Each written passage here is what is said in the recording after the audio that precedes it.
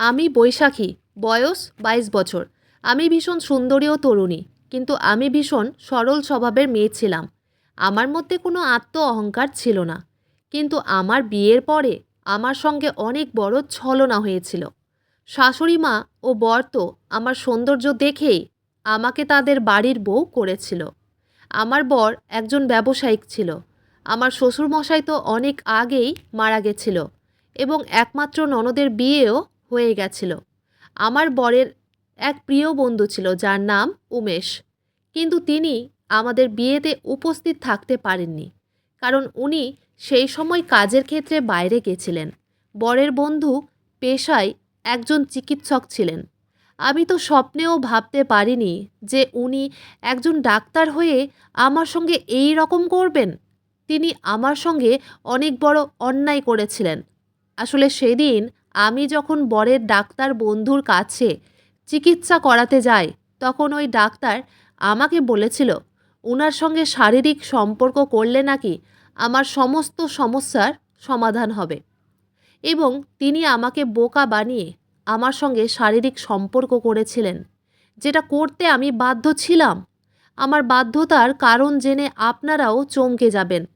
এমন কী বাধ্যতা ছিল যে আমি নিজের স্বামীর থেকে লুকিয়ে তার ডাক্তার বন্ধুর সঙ্গে ঘুমোতে রাজি ছিলাম। সেদিন ওই ডাক্তার তার ক্লিনিকের মধ্যে আমার সঙ্গে সব কিছু করেছিল, আর এই ব্যাপারে আমার বর কিছুই জানতো না। একদিন ডাক্তারের সঙ্গে সব কিছু করে আমি ভীষণ মজা পেয়েছিলাম। তারপর আমি নিজে থেকেই প্রত্যেক দিন লুকিয়ে ডাক্তারের চেম্বারে যেতাম এবং ওই ডাক্তারের সঙ্গে নিজের মনের স্বাদ মিটিয়ে নিতাম। ধীরে ধীরে আমারও ভীষণ ভালো লাগতে শুরু হয়েছিল। ডাক্তারের স্পর্শ ও আদর আমার ভালো লাগতে শুরু হয়েছিল, এবং এর পরিণতি যে কতটা খারাপ হয়েছিল আপনারা সেটা এই গল্পের মাধ্যমেই জানতে পারবেন। তাই গল্পটি শুরু থেকে শেষ পর্যন্ত শোনার অনুরোধ রইল। আমার বিয়ে হতে সবেই ২ বছর হয়েছিল। তার মধ্যেই শাশুড়ি মা অস্থির হয়ে পড়েছিলেন এটা ভেবে যে আমি কবে গর্ভবতী হব। এমন নয় যে আমার মা হওয়ার স্বপ্ন ছিল না বা ইচ্ছে ছিল না। আমারও ভীষণ ইচ্ছে ছিল যে আর ৫টা মেয়ের মতো আমিও মা ডাক শুনতে পাবো। কিন্তু অনেক চেষ্টার পরেও আমরা ব্যর্থ হই। ওদিকে আমার বর নিজের মায়ের কথা শুনে আমার উপরে মানসিকভাবে অত্যাচার করত এবং আমাকেই দোষারোপ করত এটা বলে যে নিশ্চয়ই আমার মধ্যেই কিছু কমতি আছে, যার জন্য আমি মা হতে পারছি না। সেদিন তো শাশুড়ি মায়ের কথা শুনে আমার বর অনেক বেশি রেগে আমাকে অনেক অপমান ও অপদস্থ করেছিল। আমি বরের কাছে হাত জোর করে অনুরোধ করেছিলাম যাতে একবার আমার সঙ্গে ডাক্তারের কাছে যায়, কিন্তু ডাক্তারের নাম শুনতেই বর আমার গায়ে হাত তুলতেও দ্বিধাবোধ করতো না। সেদিন আমি যখন বরকে এটা বলেছিলাম যে ডাক্তারের কাছে গিয়ে আমাদের দুজনকে চেক আপ করানো উচিত, তখন বর আমার হাতটাকে অনেক জোরে চেপে ধরে বলেছিল, তুই বলতে কি চাইছিস? আমার মধ্যে কোনো কমতি আছে? কমতি তো তোর মধ্যে আছে, তাই চেক আপটা তুই করবি, আমি নয়। বর আমার কোনো অনুভূতি ও আবেগ বুঝতো না। আমি বিয়ে করে শ্বশুরবাড়িতে আসার পরে সমস্ত দায়দায়িত্ব পালন করতাম, কিন্তু আমার বর আমাকে কোনো দিন সেই ভালোবাসাটা দেয়নি যেই ভালোবাসার আমি উপযুক্ত ছিলাম। বিয়ের পরে শাশুড়ি মা আগেই বলেছিলেন আমি যাতে তাড়াতাড়ি উনাকে নাতি নাতনির মুখ দেখাতে পারি। বিয়ের ৩ মাস পর থেকেই এমন কোনো দিন যায়নি যেখানে আমাকে চোখের জল ফেলতে হয়নি। শাশুড়ি মায়ের তো শুধু একটাই কথা যে উনাকে একটা পুত্র সন্তান দিতে হবে। তারপর এইভাবে প্রায় ২ বছর কেটে যায়। তারপরেও আমি মা হতে পারিনি। এই ২ বছরে আমি আমার বর ও শাশুড়ি মায়ের সামনে ঘৃণার পাত্র হয়ে দাঁড়িয়েছিলাম। অনেক বলার পরেও আমার বর যখন ডাক্তারের কাছে যেতে রাজি হয়নি, তখন আমি একাই গেছিলাম একজন মহিলা চিকিৎসকের কাছে। উনার কাছে চেক আপ করানোর পরে জানতে পারি যে আমার মধ্যে তো কোনো ত্রুটি নেই বা কমতি নেই। আমি তো খুব সহজেই মা হতে পারবো। তারপর রিপোর্টটা নিয়ে আমি যখন বাড়ি আসি এবং বরকে যখন বলি যে আমার মধ্যে তো কোনো কমতি নেই, তখন আমার বর অনেক বেশি রেগে গিয়ে আমার চুলের মুঠি ধরে বলল, তোকে বিয়ে করে না আমি অনেক বড় ভুল করেছি। তুই বলতে কি চাইছিস যে আমি নপুংসক? কমতিটা তাহলে আমার মধ্যেই আছে। আমি তখন কেঁদে কেটে হাত জোড় করে বরকে বললাম, আমি তোমাকে সেটা বলতে চাইনি তো। তখন আমার বর চিৎকার চেঁচামেচি করে তার মাকে ডাকে এবং তার মায়ের সামনে আমাকে অনেক অপদস্থ করে। আমার শাশুড়ি মাও তার ছেলের সঙ্গে তাল মিলিয়ে আমাকে অনেক অপমানিত করেছিলেন এবং বলেছিলেন আমি যেহেতু মা হতে পারছি না, তাই শাশুড়ি মা নাকি তার ছেলের দ্বিতীয় বিয়ে দিবেন। বরের দ্বিতীয় বিয়ের কথা শুনে তো কষ্টে আমি ভেতর থেকে ভেঙে পড়েছিলাম। ওদিকে অনেক বলা সত্ত্বেও আমার বর ডাক্তারের কাছে চেক আপ করাতে রাজি হয়নি। সে ডাক্তারের কাছে যেতে চায়নি। এই সব ঝামেলার মধ্যে আমার ননদ ও নন্দাই আমাদের বাড়িতে আসে আমার ও বরের বিবাহ বার্ষিকী পালন করার জন্য। কিন্তু আমার শাশুড়ি ননদ ও নন্দাইকে বলে দেয় যে আমাদের কোনো বিবাহ বার্ষিকী পালন করা হবে না, কারণ আমি এখনও মা হতে পারিনি। তারপর আমার ননদের ও নন্দায়ের বাড়ি আসতে সবেই একদিন হয়েছিল এবং আমি সেদিন ছাদে কাপড় মেলে দিচ্ছিলাম। তখন আমার নন্দাই ছাদের উপরে আমার কাছে এসে বলল, বৈশাখী, আমি জানি তুমি ভীষণ কষ্টে আছো।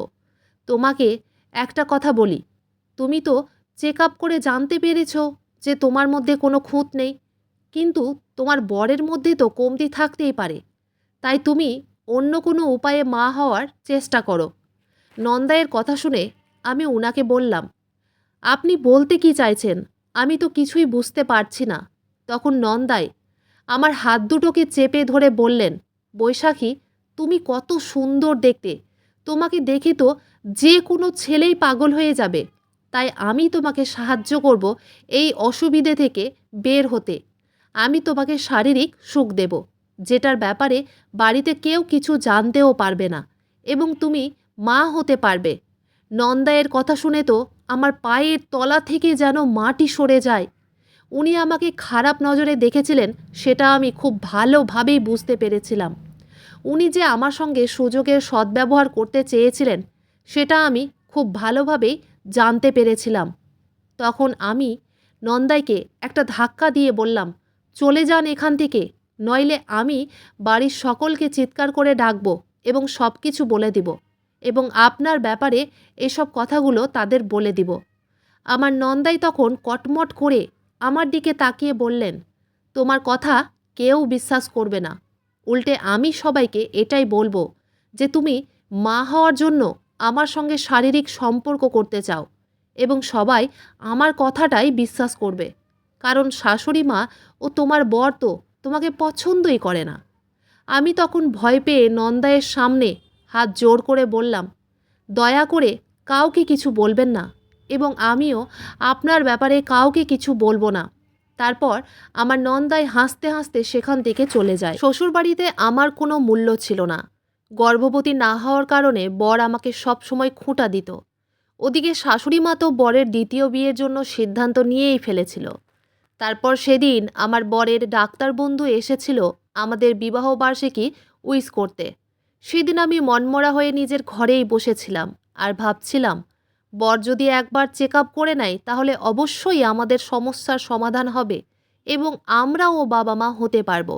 কিন্তু আমার বর তো নিজের চেক আপ করতে রাজি ছিল না। সে তো নিজের জেদে আটকে ছিল। তারপর সেদিন আমার বরের ডাক্তার বন্ধু আমার সঙ্গে দেখা করার জন্য ঘরের ভিতরে আসে এবং সেদিন আমি সুযোগ বুঝে বরের ডাক্তার বন্ধুকে বলেছিলাম, দাদা, আপনি কিছু করেন এবং যেমন করেই হোক আমার বরকে একটু বোঝানোর চেষ্টা করেন যাতে সে চেক আপ করার জন্য রাজি হয়। আমার বরের ডাক্তার বন্ধু, যার নাম উমেশ, আমি তখন উমেশ দাদাকে বললাম, দাদা, আপনি এটা করতে পারেন। আপনার কথা আমার বর ফেলতে পারবে না, তাই আপনি একবার বলে দেখেন সে যাতে নিজের চেক আপ করে।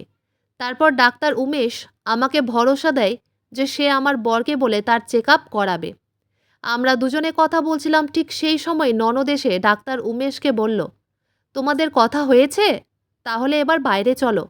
ডাক্তার উমেশের চলে যাওয়ার পরে আমার ননদ আমাকে একটা ধমক দিয়ে বলল, সারাদিন এই ঘরের মধ্যে বসে থাকলে কাজকর্মগুলো কে করবে? তারপর সেদিন রাতে আমার বর ঘরের ভিতরে এসে আমার কোমরটাকে অনেক জোরে চেপে ধরে বলল, তুই অনেক চালাক হয়ে গেছিস না? তুই প্ল্যান করে আমার ডাক্তার বন্ধুকে বলেছিস আমার চেক আপের জন্য? তাহলে তোর মনে হয় যে আমি নপুংসক?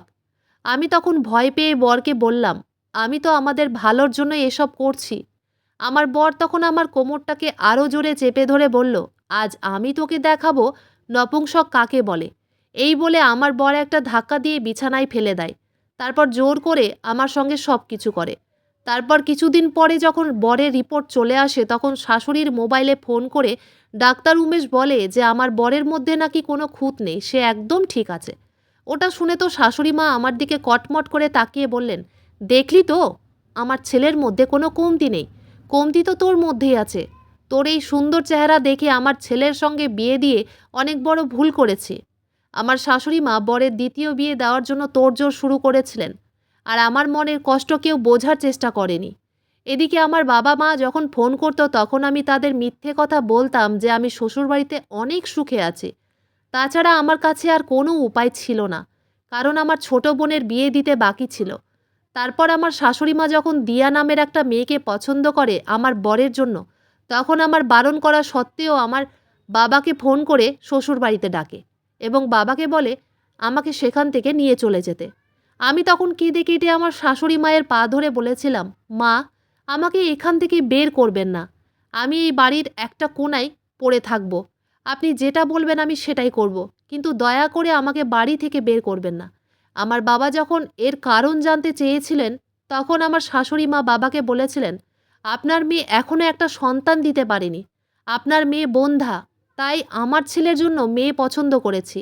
আমার ছেলের দ্বিতীয় বিয়ে দিব তাই। সেদিন আমার বাবাও শাশুড়ি মায়ের সামনে হাত জোর করে কাকুতি মিনতি করে বলেছিল, দয়া করে আমার মেয়েকে এই বাড়ি থেকে বের করবেন না। আমার আরও একটা মেয়ে আছে যার বিয়ে দিতে আছে। আমার মেয়েকে যদি আপনি বের করে দিবেন তাহলে আমার আরেকটা মেয়ের জীবন কিন্তু নষ্ট হয়ে যাবে। তারপর সেদিন আমার শাশুড়ি মায়ের হাতে পায়ে ধরে রাজি করিয়েছিলাম। সেদিন আমার বাবা সব কিছু জানতে পেরেছিল যে আমি শ্বশুরবাড়িতে কতটা ভালো আছি, কিন্তু তাও আমি হার মানিনি। আমি মনের জোরে শ্বশুর বাড়িতেই ছিলাম। তারপর কিছুদিন পরে আমার শাশুড়িমা যখন বরকে সঙ্গে নিয়ে বরের দ্বিতীয় বিয়ে পাকা করতে যায়, সেদিন আমি বাড়িতে একাই ছিলাম এবং আমার মনের অবস্থা কতটা খারাপ ছিল সেটা শুধুমাত্র আমিই জানতাম। আমার বাড়ির লোকের সামনে আমার চোখের জলের কোনো মূল্য ছিল না। আমার বর তো সবসময় নিজের মনমানি করত, কোনোদিন আমার মনের কথা শোনার চেষ্টা করেনি। আমার শাশুড়ি মা যেটা বলতো আমার বর সেটাই করত এবং আমি সব কিছু মুখ বুজে সহ্য করতাম, কারণ আমি অনেক অসহায় ছিলাম। আমি যদি সব কিছু ছেড়ে বাবার বাড়ি চলে যেতাম তাহলে আমি তাদের উপরে বোঝা হয়ে যেতাম। তাই আমি সব কিছু সহ্য করে শ্বশুর বাড়িতেই ছিলাম। তারপর সেদিন আমার শাশুড়ি মা যখন বাড়ির সকলকে নিয়ে বরের বিয়ের দিন পাকা করতে যায় তখন আমি বাড়িতে একাই ছিলাম এবং সেদিন আমার বরের ডাক্তার বন্ধু উমেশ আমাদের বাড়িতে আসে এই খবরটা শুনে যে আমার শাশুড়ি মা বরের দ্বিতীয় বিয়ে পাকা করার জন্য গেছে। তখন ডাক্তার উমেশ আমাকে যা বলেছিল সেটা শুনে আমার পায়ের তলা থেকে যেন মাটি সরে যায়। ডাক্তার উমেশ তখন আমাকে বলল, দেখো বৈশাখী, আজ আমি তোমাকে একটা সত্যি কথা বলতে যাচ্ছি এবং সেই সত্যি কথাটা হচ্ছে তোমার বর কিন্তু নপুংসক। সে যাকেই বিয়ে করুক না কেন সেই স্ত্রী কোনোদিন তার বাচ্চার মা হতে পারবে না। ডাক্তার উমেশের কথা শুনে আমি তখন অনেক বেশি আশ্চর্য হয়ে ডাক্তারকে বললাম, আপনি তাহলে এর আগের দিন আমার শাশুড়ি মাকে ফোন করে কেন মিথ্যে কথা বলেছেন যে আমার বরের মধ্যে কোনো ত্রুটি নেই? ডাক্তার উমেশ তখন বলল, আমার বর চেক আপ করার আগে নাকি তার বন্ধুকে বলেছিল সে যদি নপুংসক হয় তাহলে সে আত্মহত্যা করবে এবং এই জন্যই ডাক্তার উমেশ নাকি বাধ্য হয়ে মিথ্যে কথা বলেছিল। ডাক্তার উমেশ তখন আমাকে বললেন, দেখো বৈশাখী, তোমার বর যেই মেয়েটাকে বিয়ে করবে সেই মেয়েটারও কিন্তু জীবনটা নষ্ট হয়ে যাবে, কারণ সেই মেয়েটাও কোনোদিন মা হতে পারবে না এবং তুমিই পারবে এই সব কিছু ঠিক করতে। তোমার বর বাবা হতে পারবে না, কিন্তু ইচ্ছে করলে তুমি তো মা হতে পারবে। আর তুমি যদি গর্ভবতী হও তাহলে তোমার বরের আর দ্বিতীয় বিয়ে দিবে না। আমি তখন ডাক্তার উমেশকে বললাম, আপনি বলতে কি চাইছেন? ডাক্তার উমেশ তখন আমাকে বললেন, দেখো বৈশাখী, এই কাজে আমি তোমার সাহায্য করতে পারি। কাল দুপুরে তুমি আমার চেম্বারে চলে আসবে। আমি তোমার সঙ্গে সম্পর্ক তৈরি করব, তাহলে তুমি গর্ভবতী হয়ে যাবে এবং আমি এই ব্যাপারে কোনো দিন কাউকে বলবো না। আমি তখন চিৎকার করে ডাক্তার উমেশকে বললাম, ছি, এটা পাপ। আমি লুকিয়ে আপনার সঙ্গে সম্পর্ক করব, এটা কোনো দিন হতে পারবে না। এই ব্যাপারে ভাবতেও আমার ঘৃণা হচ্ছে। ডাক্তার উমেশ তখন আমাকে বললেন, বৈশাখী, তুমি যদি আমার প্রস্তাবে রাজি না হও তাহলে কিন্তু তুমি তোমার বরকে হারিয়ে ফেলবে। কারণ এই সত্যিটা একদিন না একদিন তোমার বরের সামনে আসবেই এবং সে যখন এটা জানতে পারবে যে সে কোনোদিন বাবা হতে পারবে না, তখন সে আত্মহত্যা করবে। তুমি কি চাও তোমার বর আত্মহত্যা করুক? আমার কথাটা একবার ভালো করে ভেবে দেখবে। তোমার হাতেই কিন্তু সব কিছু আছে। তুমি চাইলে সেই মেয়েটার জীবনটাও নষ্ট হওয়ার থেকে বাঁচিয়ে নিতে পারো। তাই আমি তোমাকে যেই প্রস্তাবটা দিলাম তাতে রাজি থাকলে কাল দুপুরে আমার চেম্বারে চলে আসবে। এই কথা বলে ডাক্তার উমেশ চলে যায়। তার চলে যাওয়ার পরে আমি সারাদিন তার কথাগুলো ভাবতে থাকি। আর এটা ভাবি যে আমি কিভাবে একজন পর পুরুষের সঙ্গে সম্পর্ক তৈরি করতে পারি। আবার অন্যদিকে মনে হলো আমি যদি এটা না করি তাহলেই তো আমার বর সত্যি কথা জানতে পেরে নিজেকে শেষ করে ফেলবে। তাই এইসব কথা ভাবতে ভাবতে পরের দিন দুপুরবেলা আমি সিদ্ধান্ত নিয়ে ফেলি যে সবার জীবন নষ্ট হওয়ার থেকে বাঁচিয়ে নিতে আমাকে ডাক্তারের প্রস্তাবে রাজি হতে হবে। এই ভেবে আমি একাই কাউকে কিছু না বলে চুপচাপ ডাক্তারের চেম্বারে যাই। সেই সময় ডাক্তার উমেশ ফোনে কারো সঙ্গে কথা বলতে ব্যস্ত ছিলেন। তিনি জানতে পারেননি যে আমি তার চেম্বারে এসে উপস্থিত হয়েছি। ওই সময় আমি ওনার টেবিলে অনেকগুলো রিপোর্ট দেখতে পেয়েছিলাম এবং সেই রিপোর্টগুলোতে হাত দেওয়া মাত্রই আমার বরের রিপোর্টটা দেখতে পাই। বরের রিপোর্টটা দেখা মাত্রই আমি সেই রিপোর্টটা খুলে দেখতেই আমার মাথা পুরো ঘুরে ওঠে। আমার পায়ের তলা থেকে যেন মাটি সরে যায়।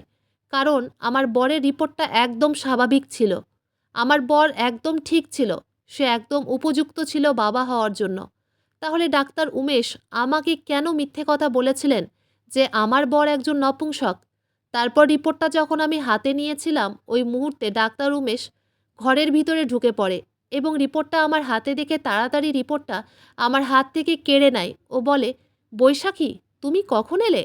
আমি তখন অনেক রেগে ডাক্তার উমেশকে বললাম, আপনি আমাকে মিথ্যে কথা বলেছেন, এর কারণটা কি আমি জানতে পারি? তখন ডাক্তার উমেশ অনেক বেশি উত্তেজিত হয়ে আমার কাছে এসে আমার হাতটাকে চেপে ধরে বললেন, বৈশাখী, আমি তোমাকে পছন্দ করি। আমি তোমার জন্য পাগল হয়ে গেছি। আমি তোমাকে পুরোপুরিভাবে পেতে চাই। প্রথম দেখাতেই তুমি আমার মনের মধ্যে জায়গা করেছ। শুধু একবার আমি তোমাকে কাছে পেতে চাই। আর এই জন্যই আমি তোমাকে তোমার বরের ব্যাপারে মিথ্যে কথা বলেছিলাম। ডাক্তারের কথা শুনে আমি তার হাতটাকে নিজের হাত থেকে ছাড়িয়ে দিয়ে তার গালে একটা থাপ্পড় মেরে বললাম, নির্লজ্জ কোথাকার! তুমি ডাক্তার হয়ে কিভাবে এরকম করতে পারলে? ছি! আমার দুর্বলতার সুযোগ নিয়ে তুমি আমার সঙ্গে ছলনা করেছ। আমি তোমাকে অনেক সম্মান করতাম, কিন্তু তুমি সেটার যোগ্যই না। আমি বাড়িতে গিয়ে তোমার ব্যাপারে সব কিছু বলে দেব। এই বলে আমি যখন বরের রিপোর্টটা হাতে নিয়ে চেম্বার থেকে বাইরে বেরোচ্ছিলাম তখন ডাক্তার উমেশ আমাকে পেছন দিক থেকে জড়িয়ে ধরে চেম্বারের দরজা লাগিয়ে আমার সঙ্গে জোর জবরদস্তি করার চেষ্টা করে। আমাকে অনেক জোরে চেপে ধরে বলল, আমি এত সহজে তোমাকে যেতে দিব না। তোমাকে কাছে পাওয়ার জন্য আমার রাতের ঘুম নষ্ট হয়ে গেছে। তারপর আমার পরনের বস্ত্র খুলে ফেলে দেয় ডাক্তার উমেশ। ওই সময় আমার চোখ দিয়ে জল গড়িয়ে যাচ্ছিল, কিন্তু আমি কিছুই বলতে পারছিলাম না। কারণ আমি যাতে চিৎকার করতে না পারি তাই ডাক্তার উমেশ আমার মুখে হাত দিয়ে চেপে রাখে। তারপর নিজের মান সম্মান রক্ষার্থে আমি নিজের হাতের কাছে যা পেয়েছিলাম সেটা দিয়ে ডাক্তার উমেশকে আঘাত করেছিলাম এবং সেখান থেকে পালিয়ে নিজের শ্বশুরবাড়িতে এসেছিলাম এবং কাঁদতে কাঁদতে বরকে জড়িয়ে ধরে সব কিছু সত্যি কথা বলেছিলাম। এবং আমি খুব ভালোভাবেই জানতাম যে আমার বর আমার কথার বিশ্বাস করবে না। তাই আমার মোবাইলে যে ভয়েস রেকর্ডার ছিল সেটা অন করে দেখাতেই প্রমাণ হয়ে যায় যে ডাক্তার উমেশ আমার সঙ্গে নোংরামি করার চেষ্টা করেছে। আসলে ডাক্তার উমেশের সঙ্গে কথা বলার আগেই আমি ভয়েস রেকর্ডার অন করে রেখেছিলাম এবং সেই ভয়েস রেকর্ডারে সব কিছু রেকর্ড হয়েছিল। তারপর আমার বর ডাক্তার উমেশের নামে কেস করেছিল আমার সঙ্গে নোংরামি করার অপরাধে। ওই ঘটনার পরে আমার বর আর দ্বিতীয় বিয়ে করতে রাজি ছিল না। তারপর বর আমার কথা শুনে ডাক্তারের কাছে গেছিল এবং কিছুদিন ওষুধ খাওয়ার পরেই আমরা যখন আবার বাচ্চা নেওয়ার জন্য চেষ্টা করি তখন আমি গর্ভবতী হই। তারপর আমি মা হতে চলেছি এটা জেনে আমার শাশুড়ি মা আমাকে অনেক ভালোবাসতে শুরু করেন। তারপর 1 বছরের মধ্যেই আমি একটা পুত্র সন্তানকে জন্ম দিই এবং পুত্র সন্তান দেখে তো আমার শাশুড়ি মা খুশিতে আত্মহারা হয়ে ওঠেন। এখন আমি নিজের সংসারে অনেক ভালো আছি এবং সুখে আছি। আমার শাশুড়ি মা ও বর এখন আমাকে অনেক ভালোবাসেন। আমি ধৈর্য ধরে শ্বশুরবাড়িতে ছিলাম বলে ধীরে ধীরে আমার সংসারে সব কিছু ঠিক হয়ে যায়। কিন্তু আমি যদি অধৈর্য হয়ে সব কিছু ছেড়ে বাপের বাড়ি চলে যেতাম, তাহলে আজ এই সুখের দিনগুলো দেখতে পেতাম না। আজকের গল্পটি এখানেই শেষ করছি। গল্পতে কোনো ভুল ত্রুটি থাকলে ক্ষমা করে দিবেন।